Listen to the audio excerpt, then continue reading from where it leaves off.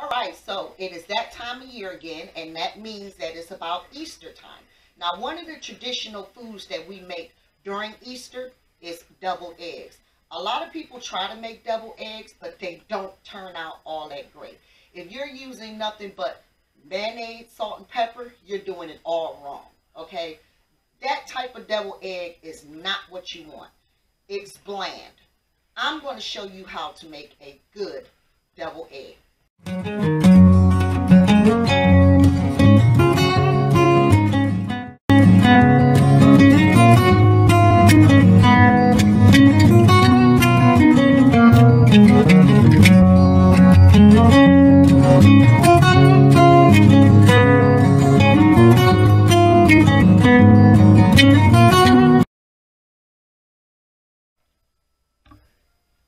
First of all, when making deviled eggs, you want to make sure that your eggs are boiled. You do not want a soft center to your eggs. When you're boiling your eggs, make sure that you're boiling them a good amount of time so that their yolk will become solid. When you cut your deviled eggs, you want to cut it lengthwise, not crossways. And then once you do that, you simply pop your yolk out. To make deviled eggs, you do not need a food processor. You can actually use a fork. I have a food processor, but I'm going to show you that you can actually do this with a fork. All you want to do is mash the yolk. The yolk is soft, so it will mash up.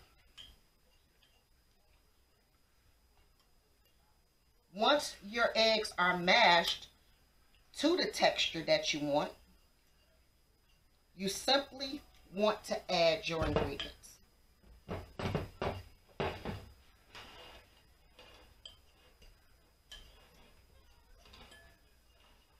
Some people like their deviled eggs creamy. Some of them like it with a little bit of chunkiness to it. I like my deviled eggs to be creamy, and then I add my own crunchy texture. Now that we have the deviled egg all mashed up, and as you can see, it goes really fast, you're going to want to add your ingredients.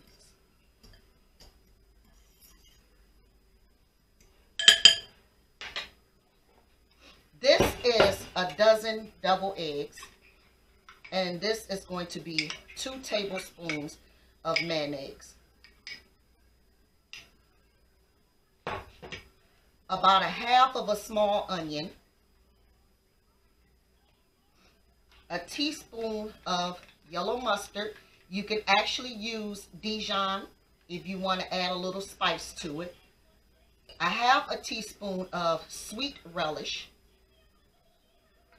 And then I add about 1/3 of a cup of cheddar cheese. Add your salt and pepper in there and mix it all together.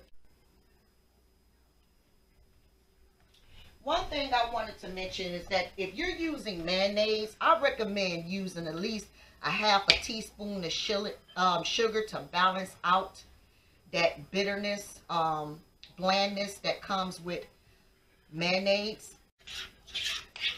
Now that this is all ready, you're ready to add it into your hollowed out egg.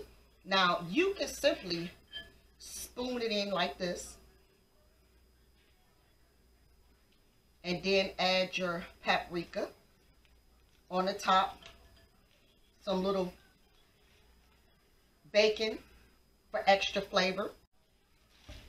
Now, if you don't have a piping bag, you can use a Ziploc or stored freezer bag or whatever. Cut a small piece off the corner, put your piping tip inside the bag and tape it down, and you can use it as a piper. And this is just some bacon that I cooked up till it was crispy. Cooled it off, and I'm just breaking it up.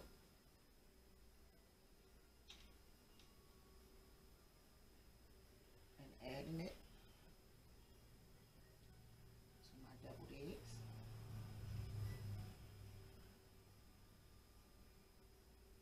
You can use turkey bacon if you want.